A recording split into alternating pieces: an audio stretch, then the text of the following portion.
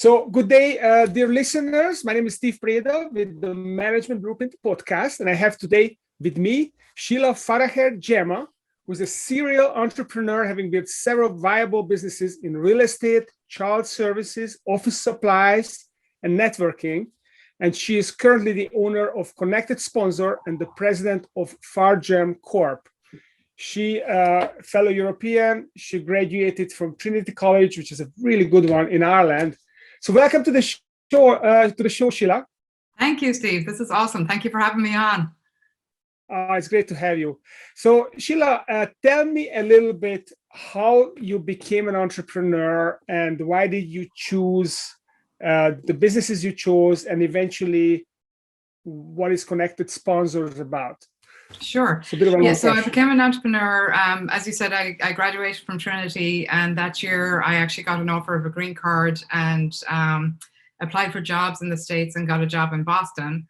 So I headed over to Boston. My big fear was I'd meet an American and get stuck over here, which is pretty much what happened. And I got a job in biotech. My degree is primarily in biochemistry. So I got a job here in biotech and met and married my husband. And about 6 years in, became pregnant with my first daughter. And I knew that I didn't want to work for somebody else once she was born. I wanted to have the freedom to live life on my own terms and to always be there for her if, there was a school play or a soccer match or whatever it was that, she needed me for. I wanted to have that freedom. So that's when I kind of founded my first business and have never looked back. Mm-hmm. That's very interesting. And I think it's very topical because these days, because of COVID, a lot of people realize that discovered home working, that it's actually not necessarily a negative thing. It can be a very empowering thing. Just today, I looked at a company that someone recommended to me, and they have 64 employees, and those people work in 52 different countries, which is mind-boggling to me. Yeah, it's a very successful company. They want to grow to $100 million.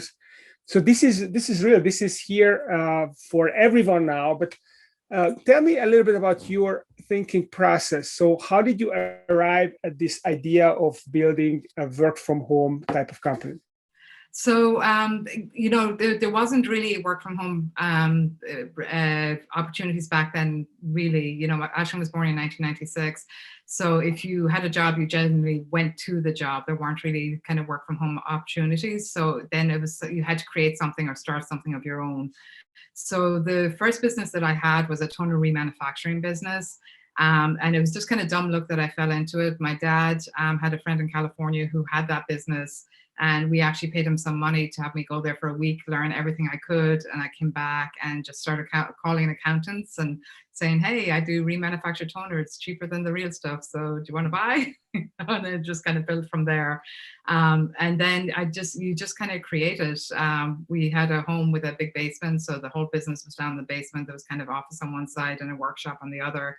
And everything was, I'd deliver from my minivan with usually a kid or two in tow. And you just, whatever your situation is, you just kind of have to make it work for where you're at. And that was basically it. So it sounds like it was a real lean startup operation. Yes. Actually, most of the businesses I've done have been lean startup. It's like my whole thing with a business is it nearly needs to prove itself rather than just putting some money into an idea.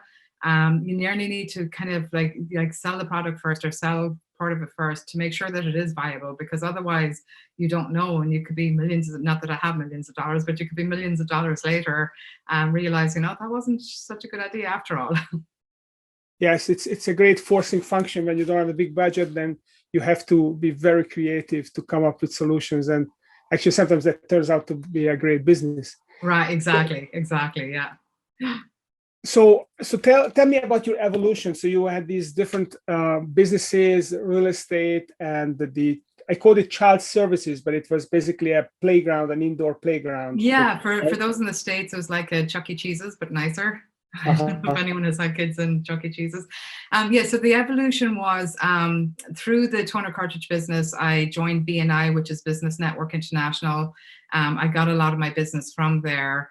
And in BNI, you're encouraged to do one-to-ones with other members to learn more about their business. They learn more about yours. And everyone kept telling me I should meet this guy, Jeremy Shapiro, who was in a different chapter. So eventually we ended up meeting. We met in Starbucks, and we're kind of talking about business. He was in IT, and it was a good match with toner cartridges because he was fixing the computers. I was fixing the printers. But very quickly we started chatting about real estate and investing and the whole kind of passive income conversation. And it was funny because we both just read Rich Dad Poor Dad, that book. And he was like, yeah, did you see the game at the end of that book? It's it's $200. What kind of idiot would pay $200 for a book? And I was kind of like, me? Do you want to play it? But that relationship started to grow, and we started investing in foreclosures. This is back in kind of 2001, 2002, before they became a big thing.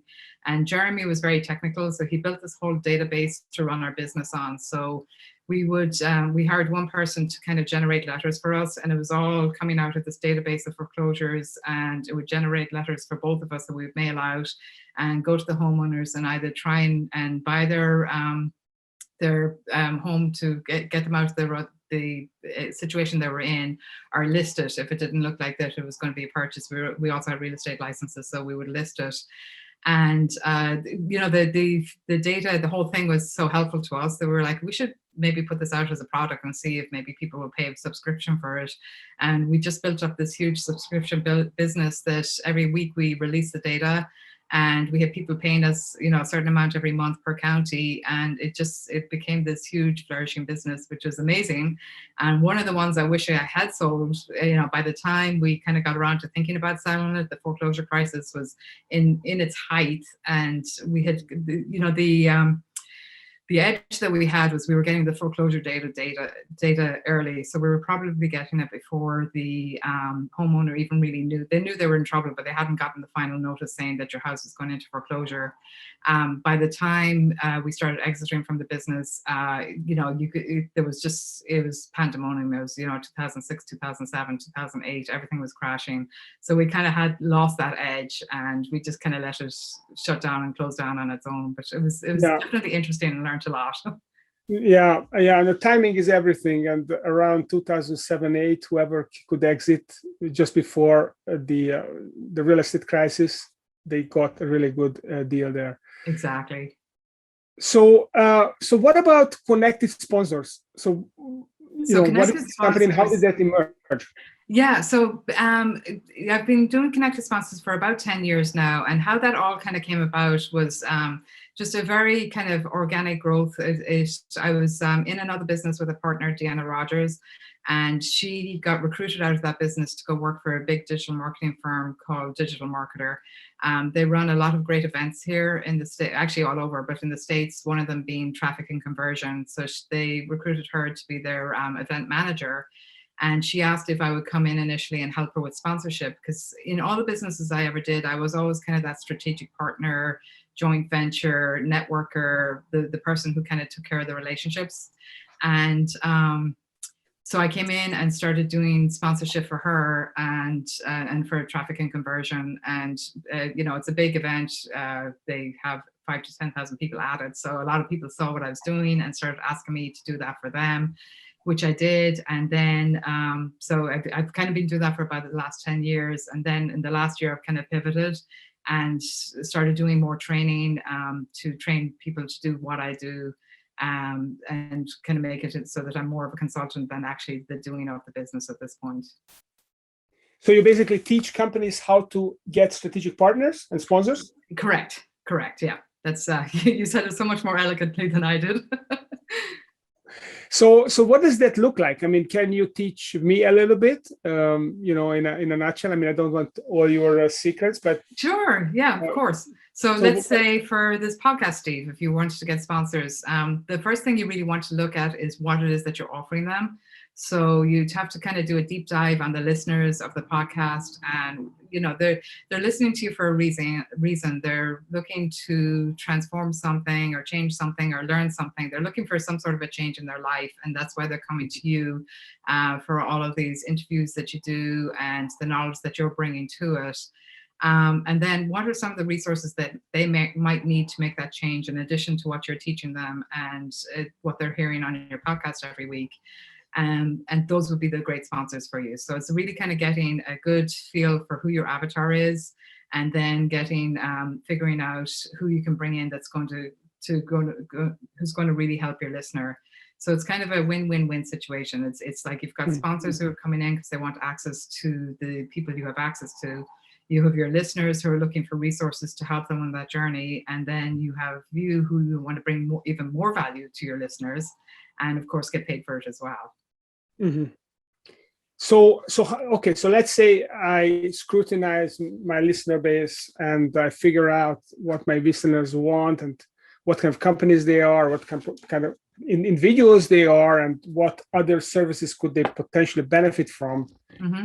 And then I just reach out to these sponsors. I do the research and reach out and just offer them the opportunity. That's it. Yeah, exactly. And when as you're reaching out to them as well, it's more of a networking. It's like, what are your goals right now? What are you looking to achieve? Are you growing? Are you looking for new clients? Would this specific demographic of client be somebody that you'd be interested in getting in front of? And just building that relationship. I truly believe that this should be more of a long-term thing. It's more like a marriage than a date. So you want something that you can feed each other for a very long time and support each other for a very long time. So just finding that right partner that kind of is aligned with what you're doing here in the podcast and with your beliefs, and who will work well with your listeners. Does that make sense? So how do I know if so the podcast is one thing, but just for the listeners out there who are not podcasters, what kind of businesses can benefit from strategic partners, sponsors? Is there a special type of business, or any business can benefit? I truly believe any business can. Going back to my early days and joining BNI, that's really where kind of the roots of this started to evolve in me anyway. Before I joined BNI, I had no idea what it was. And I got there, somebody invited me to a meeting, and next thing there were all these people willing to support my business. And I was just like, I was blown away. I was like, what do you mean? You're going to help me? You're going to help me find clients? So I think in any business, you can find those strategic partners. As long as you make sure it's a symbiotic type relationship that you're helping them, they're helping you. I think for business owners and entrepreneurs, I think it can be like a very lonely place, because you are kind of in the midst of your business. A lot of times you're alone. You don't have somebody, a support system to talk to. You can't talk to your employees if things aren't going well, because they're just going to jump ship. You can't really talk to your vendors because they'll be like, okay, well, we're not going to give you anything else till you pay us. So it's kind of can be a lonely place. So having these kind of networks and resources where you can just like throw out ideas, you can get support, you can like talk out ideas like, I'm thinking of doing this, what do you think? What are the pros, what are the cons, and just kind of get some honest feedback. It's just so powerful. Yeah, now as you explain it, in my earlier business, which was an investment banking business, we actually had such a strategic partnership. We had a guy who owned an accounting and tax advisor firm. We had an attorney who was a transaction attorney. We had a wealth management firm. We had a tax, like a special tax structures firm. And what we did was we often referred them to our clients, but they also supported us. They wrote articles. We had published a print newsletter, which we published every month, and they would contribute really interesting articles to it. And then every year we had a conference, which was like a private company fundraising conference, we called it. And they would come and speak to our audience there. And sometimes we went to road shows. So we went to a city and we basically drummed up enough people to have a dinner. And over the white tablecloths, we invite them for dinner. And then we would just discuss how things are going in the market and what options are there. And it was really, really powerful. Yeah, it really can. And it's everywhere. It's just meeting the people that you kind of gel with. And just as long as everyone's kind of getting something out of it. And the way to really start it is you really kind of have to give first yourself. You can't be just like, hey, Steve, so I want you to promote me on this and I want you to do that. And like, we'll see how that goes. And then maybe I'll do something for you. It has to be the other way around. But if you go in with a giving heart and you create these relationships, they can really change your business. So I would suggest to your listeners, just like look around at what else they have. Who is looking for the same demographic as you, but it isn't in direct competition with you. Like you said, an attorney, a wealth planning strategist, all those people that you put together, all working with the same client, but you're not kind of like taking business from each other. You're actually enhancing the business that you're bringing to each other. Now, what was interesting in the strategic partnership that we had was that essentially we tended to be the first point of contact for the clients. Yeah. So they would first come to us and have us value their business and see if they can sell the business. And when we were into the process, then and we needed an attorney or we needed a tax advisor, or there was a due diligence and there was an accountant that we needed. And when we sold the business, then there was a pile of money that needed to be managed, and that's when the wealth management people came in. Nice. So the way it worked was that we were kind of the funnel. We brought the opportunity, and they would support our marketing expense by, participating in the newsletter, paying for being in the newsletter, for paying for sponsoring the conference. Yep. So it wasn't a two-way street very much. I mean, occasionally we got the odd referral, but typically not very much. It was more. Right, but you did get value. So that's the point. So maybe it's not referrals, but you're getting value, because there's always somebody who's the first contact person who then kind of refers out to everyone else. There's a saying in BNI, if you want a plumber, ask your financial advisor. And it's like, why would I ask my financial advisor? Because they know everyone. They can find you who you need. Yeah, but the plumber may not be the person that you will ask for referring to you. Correct. Yeah. So the plumber's at the end of the line, and he's just getting all the referrals. So, maybe he's just giving a gift back to be like, okay. I used to be in BNI also. I tested the waters, and that was my impression. So let's switch gears a little bit here. So this podcast is all about management blueprints. So business frameworks that people use to essentially accelerate their business growth and improvement. Have you had experience with such frameworks? Did you use any? And which ones did you use? I'm using one right now. I'm usually an introvert, and I'm just like putting myself out there in a very uncomfortable way I'm doing a lot of podcasts. I'm doing a lot of speaking. Just because the whole training part of my business, I've just started recently. So I'm like, okay, I need to get it out there and let people know, hey, this is what I do now. In terms of frameworks as well, I'm always interested in softwares that will help in, if there's anything that I do repetitively, I want to find a solution for that. So it's either a person or a software or something that can stop me from doing that. I really try and focus on more of the kind of high value activities that are bringing something in, rather than transcribing a podcast, for example. There's software that will do that for you. You know what I'm saying? So that's really kind of the framework that I've used. And then the repetitive stuff, like I look at, for example, with getting sponsors and things like that, as I was creating the course, I had to go back to me 10 years ago and try and figure out, okay, if I didn't know what I was doing now, because the way you know what you do, and you just kind of like, you drive a car, you don't think every time you get in the car, you don't go like accelerator, brake, clutch, okay, these are the gears, this is what I have to do. You just do it.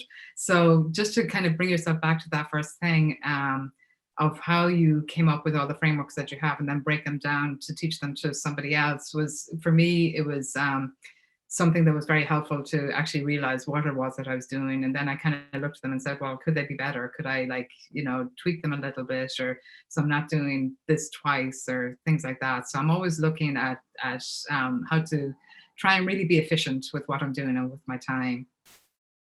Okay. Any specific software that maybe is out of the mainstream and maybe most people would not have heard of it, but you find it very useful in your work? Yeah. So I run a lot of my business on ClickFunnels. Are you very familiar with ClickFunnels? Yeah. Yes. Would your listeners be familiar with it? Maybe not. I don't know. Yeah. So it automates a lot of stuff for me. So you can go in there, and actually any CRM, I just like ClickFunnels, because when somebody lands on my page, there's kind of just one direction. They're not going all over the place. So it controls it a little more. But that is definitely very helpful.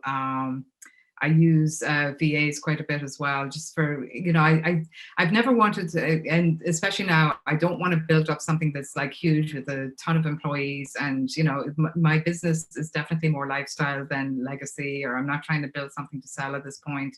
I'm just trying to build something that really supports what I want to do and my lifestyle. So I'm always looking for, I don't want to hire somebody kind of for 40 hours a week if I can, hire somebody to just do project work and stuff like that. So that's kind of where I look more. So I do a lot with Fiverr. I found some great people on Fiverr. I do a lot with VAs, just kind of little projects here and there to get things done. Okay, So, all right. yeah. So what do you use ClickFunnels for, other than just having a squeeze page and to get? Yeah, so that's basically it. So the sponsorship product is all contained in ClickFunnels. So there's kind of a membership area where a lot of the training is. There is at the very front of that, there's what we call a lead magnet, so that I can entice people to give me their email, and I'll get them some great information. And then if they like that information, hopefully they'll continue to follow me and look for more. If they don't, no big deal, we'll go our separate ways. But it's just, it happens in the background. So it's not like something that I have to continuously like, oh, someone just came on, now I have to do this. It's just all very automated. So I like the aspect of that. Yeah, definitely. Especially when you have a one-person business, you want everything automated. Possible, so that you can get things done. Yeah, and you can walk away from it as well. I just came back finally got on vacation. My parents live in California, and I hadn't seen them in a year.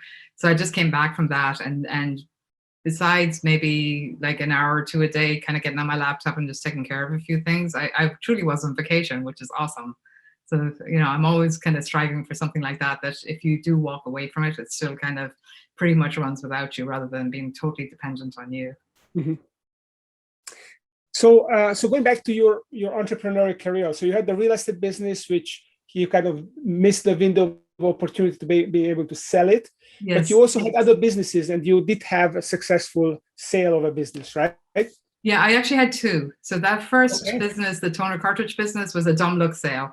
So basically, I had started the real estate and the kids' indoor playground about 8 years into that business. And I had a winter where I was kind of getting both of those up and running. I was totally kind of stressed, and health-wise, I had strep throat probably about 5 or 6 times that winter. I was totally run down. And I looked at the toner business. At that point, I had 2 people working for me. One was a technician who would go out and fix printers and do all that kind of stuff. And the other was a girl who did a lot of admin for me. So she was in the office every day, just kind of taking care of all the stuff I needed taken care of. And within a couple of weeks, both of them, the technician was going to grad school. The admin girl she lived in California, so she was moving back to California. So I was like losing my staff. I was like, you know what, I'm just going to shut it down.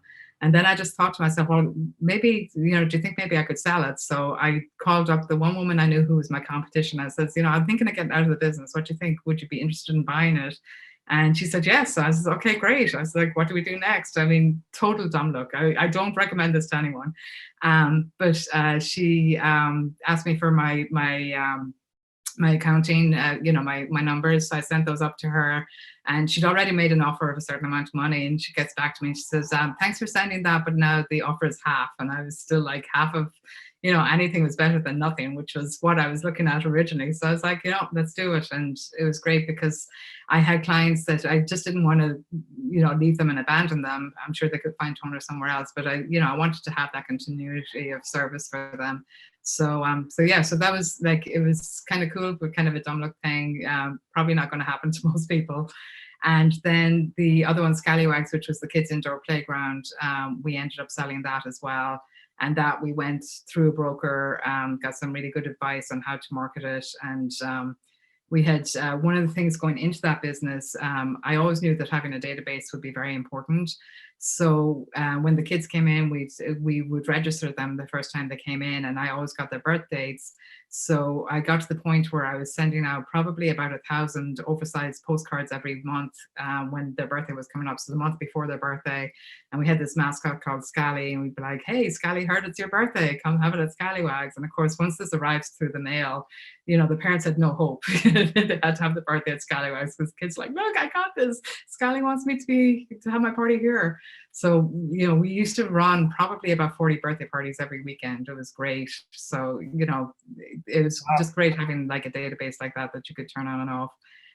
So when we saw that, we went through a broker, and you know, it was definitely, you know, a bigger sale. And just having the professionalism of the broker really helped us a lot as well.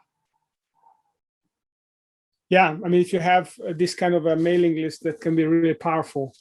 Yeah. Lots of mothers with the kids, and they're looking for different ways of getting the kids a little bit engaged and take a breather. Exactly, so, and especially in Massachusetts, because we have tough winters. So you do as well, but we really do. And you know, they just we had a little coffee bar there, and the moms would sit and chat and have coffee, and the kids are running wild, and it was great. Yeah, it's worth big money if you can create these kind of moments. Yeah. So finally, before we kind of wrap this up, tell me a little bit about the mistakes that people make with sponsorships. So how can I screw up my sponsorship strategy and my partnership strategy? What are the landmines? Yeah, so some of the things that a lot of people will come to me looking for me to get sponsors for them, and they're just thinking in terms of a check.